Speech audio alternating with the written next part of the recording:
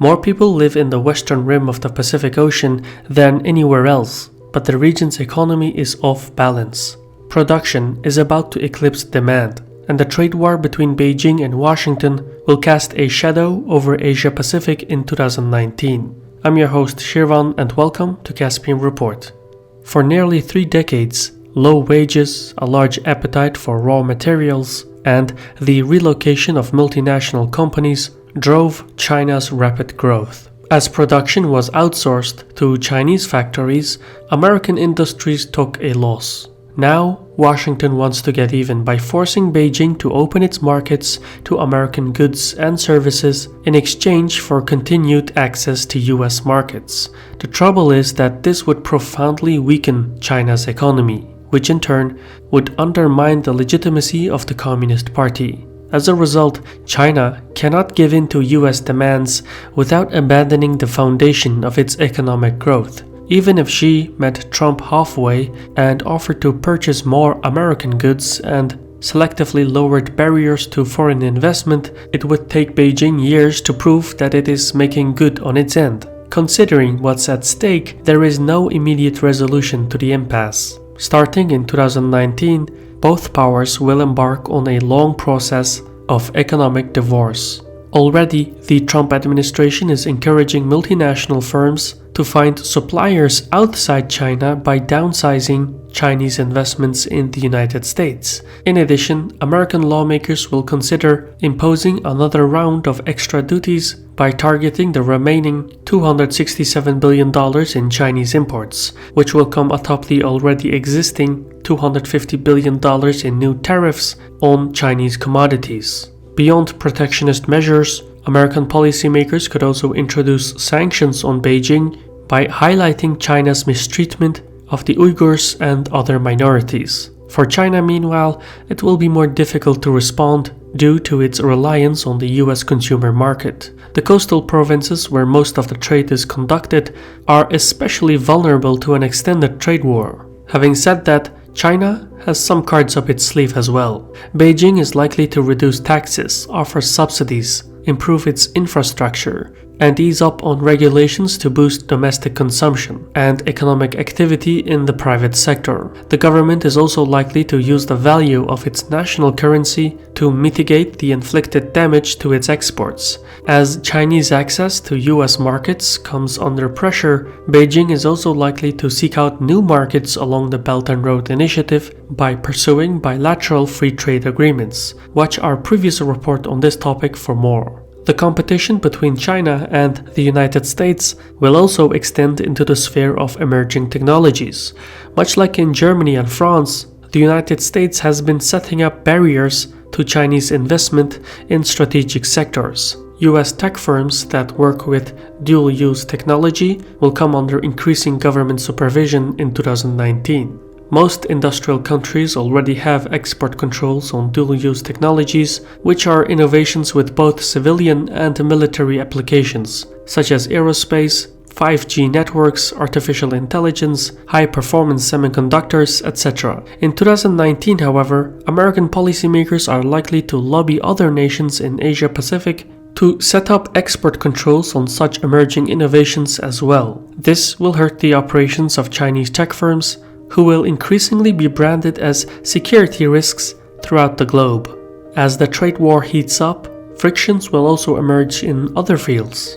In the South China Sea, Beijing is likely to take a tougher stance and further militarize the local islands while building up its naval, missile, and air power capabilities. This will complicate matters for outside powers to operate freely in the South China Sea, but it will also increase the chances of accidents. In response, over the course of 2019, the US Navy will continue to conduct freedom of navigation operations in the South China Sea. And when push comes to shove, the United States could also increase arms sales to Taiwan and hold naval patrols in the Taiwan Strait. But ultimately, the United States will not do anything significantly to stop or reverse China's influence in the neighborhood. In East Asia, only the state of Japan possesses the capacity and political will to stand up to China. For years, under the governance of Prime Minister Abe, Japan has steadily reinterpreted the laws that restrict its military development. As such, in 2019 and beyond, Tokyo will continue to remilitarize its armed forces under the radar. Elsewhere in the region, the Trump administration will seek to extract tangible concessions from North Korea. Pyongyang is likely to suspend testing intercontinental ballistic missiles in 2019, but that's the best compromise they can make. In the end, North Korea is unlikely to give up its nuclear weapons or even dismantle its missile program. The standoff over North Korea's nuclear program will also hold consequences for the reunification of the Koreas. Following the outreach of last year, both Korean states promised to cooperate and physically link their countries. Work towards such goals will continue in 2019, but the process cannot go ahead without the relief of US sanctions. Watch our report on the Korean reunification for more. At the background of the American-Chinese trade war, the economies in Southeast Asia will stand by to take in the factories that relocate from China. Thus, as multinational firms reconsider their supply chains, Vietnam, Thailand, Malaysia, Indonesia, and the Philippines stand to benefit substantially.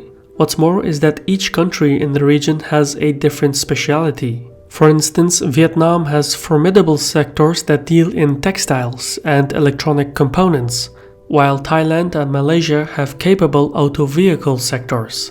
According to the American Chamber of Commerce in China, 1/3 of all the American firms in China are considering moving their operations abroad due to the trade war. Either way, in 2019, as the ASEAN markets emerge as attractive alternative supply chains, foreign direct investment is likely to skyrocket in the region.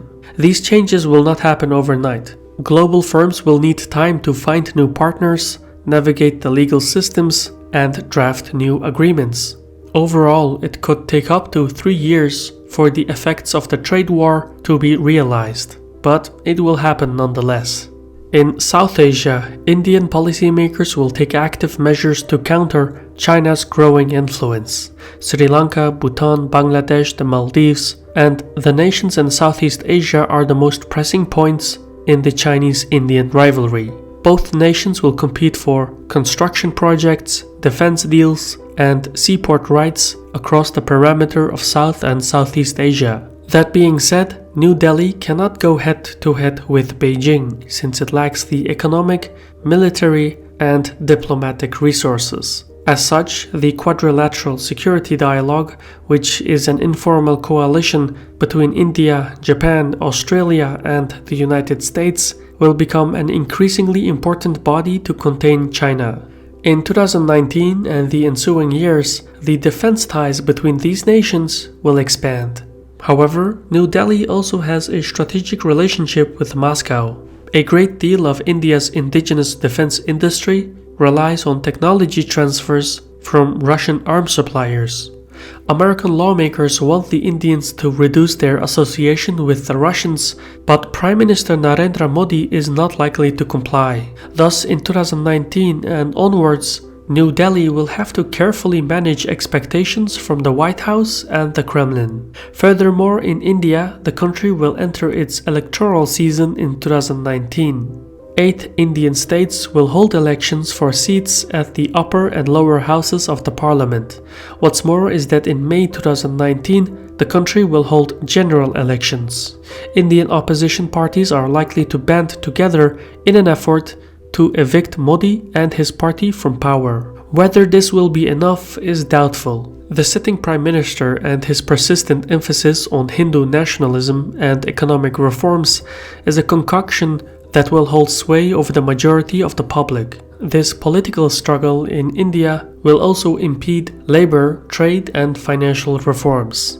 To the west, in Pakistan, Prime Minister Imran Khan will seek to enforce austerity measures to reverse the country's economic fortunes. As part of the China-Pakistan Economic Corridor, Pakistan has taken out billions in Chinese loans to import bulldozers, train carriages, and construction materials. The $62 billion mega project seeks to revamp Pakistan's roads, railways, and ports. However, at the same time, the country's imbalance between imports and exports has surged to a staggering $18 billion.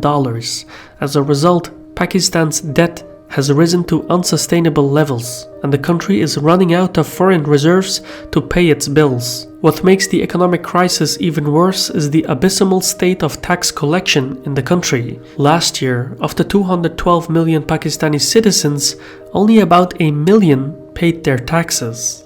Thus, deprived of tax revenues and weighed down by predatory Chinese loans, Imran Khan is likely to focus on combating corruption to increase the government's income. Beyond domestic affairs, the Prime Minister is practically powerless. Pakistan's foreign policy is mostly drafted by the army, and that is not going to change in the coming years. In neighboring Afghanistan, policymakers from the United States, Pakistan, Afghanistan, and representatives of the Taliban are working on the final points of a peace deal that has been years in the making. The political settlement would grant the Taliban a share of power in the Afghan government.